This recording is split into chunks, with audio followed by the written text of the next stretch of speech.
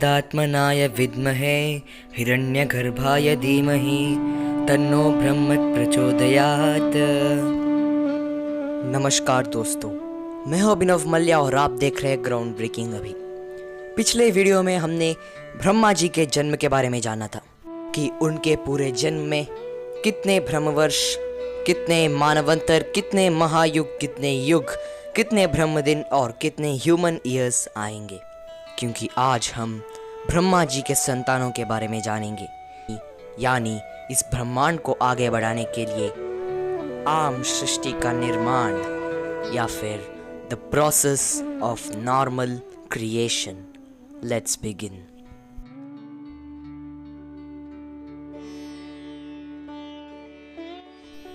विष्णु नाभि से ब्रह्मा जी का जन्म होता है।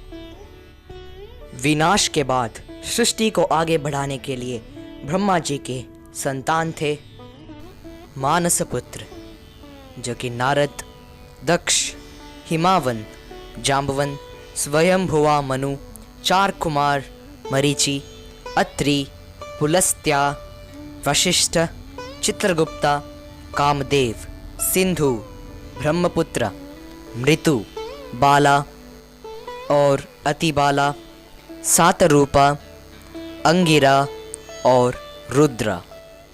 ब्रह्मा जी के पुत्र दक्ष का विवाह त्रासोती से हुआ। लिंग पुराण के अनुसार पहले उन्हें 5000 पुत्र हुए, जो नारद जी के कहने पर ध्यान के लिए निकल पड़े और उनका वर्णन फिर कभी किया नहीं गया। जिसके बाद उन्हें 1000 पुत्र प्राप्त हुए और नारद जी के कहने पर वो भी ध्यान के लिए निकल पड़े।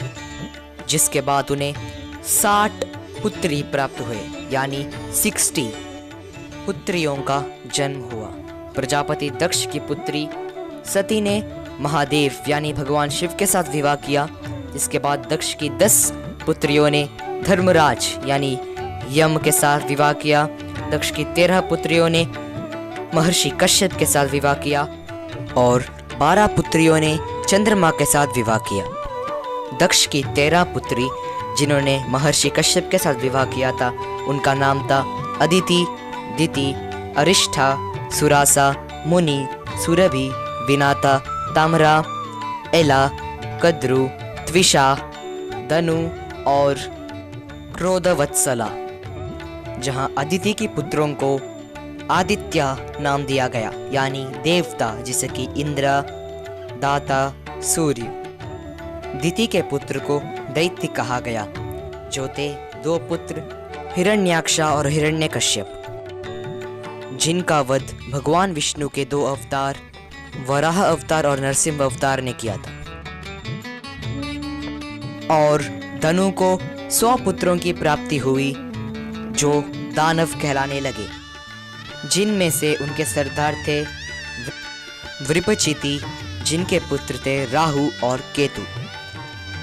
ताम्रा पक्षियों की मां बनी और विनाता को 2 पुत्र की प्राप्ति हुई, जो है अरुण और गरुड़ा। जहां अरुण भगवान सूर्य देव के रथ बन गए और गरुड़ पक्षियों के राजा। सुरासा सर्पों की माता बन गई, उन्हें राक्षसों की माता भी कहा जाता है। और कद्रु को नाग हुए, जैसे कि अनंता या फिर शेषनाग, वासुकी जो भगवान शिव के गले में होते हैं, और तक्षका। क्रोधवत्सला को राक्षस हुए और सुरभि को पशु, त्विषा को यक्षा हुए और अरिष्ठा को गंधर्व और एला को पेड़ और पौधे।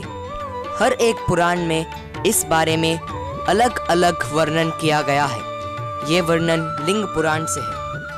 नारद जी भगवान विष्णु के भक्त बने और हिमावन जो पर्वतों के राजा है, उनकी 3 पुत्रियों का नाम गंगा, पार्वती और मैनक है। और जाम्बवन, जिन्हें त्रेता युग में श्री राम का साथ दिया हुआ देखा जा सकता है, उनकी पुत्री थी जाम्बवती। और स्वयंभुवा मनु, जो कि पहला मनु अवतार है और ब्रह्मा जी का पुत्र है, जिन्हें मानवों के पिता कहा जाता है। और 4 कुमार, जिन्हें संकादिक ऋषि कहा जाता है, वो ब्रह्मलोक और वैकुंठ लोक में निवास करते हैं। और ब्रह्मा के एक और पुत्र मरीचि का पुत्र था कश्यपा, जिनकी शादी प्रजापति दक्ष की 13 पुत्रियों से हुई, जिनके बारे में हमने पहले बताया था। ब्रह्मा के एक और पुत्र अत्रि के संतान थे दुर्वासा मुनि, चंद्रा और दत्तात्रेय। और महर्षि वशिष्ठ को शक्ति महर्षि और 100 पुत्रों की प्राप्ति हुई। और ब्रह्मा के एक और पुत्र चित्रगुप्त मनुष्य के कर्मों को लिखता है और उनका फल मृत्यु के बाद स्वर्गलोक या नरक ये निश्चित होता है। ब्रह्मा जी के पुत्र पुलस्त्य के संतान थे वैश्रवा, अगस्त्य, राक्षसा और किनार।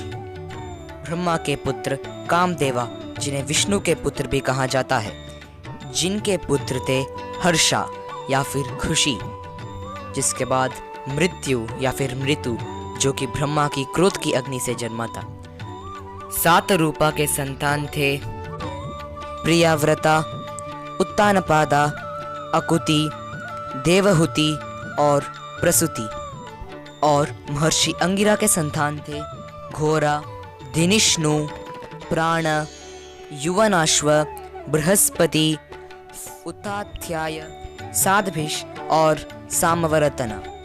और महर्षि भृगु के संतान थे दाता, विदाता, लक्ष्मी, च्यावना और शुक्राचार्य।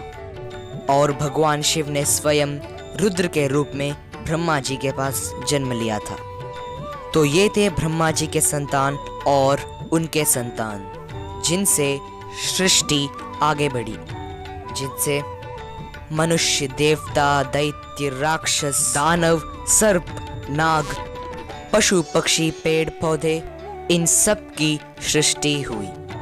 तो दोस्तों, ऐसे ही मज़ेदार और फैक्ट से भरे इन्फिनाइट नॉलेज को रखने वाले वीडियोस को पाने के लिए द ग्राउंड ब्रेकिंग अभी चैनल को सब्सक्राइब करना ना भूलिएगा और इस वीडियो को लाइक ज़रूर कीजिए।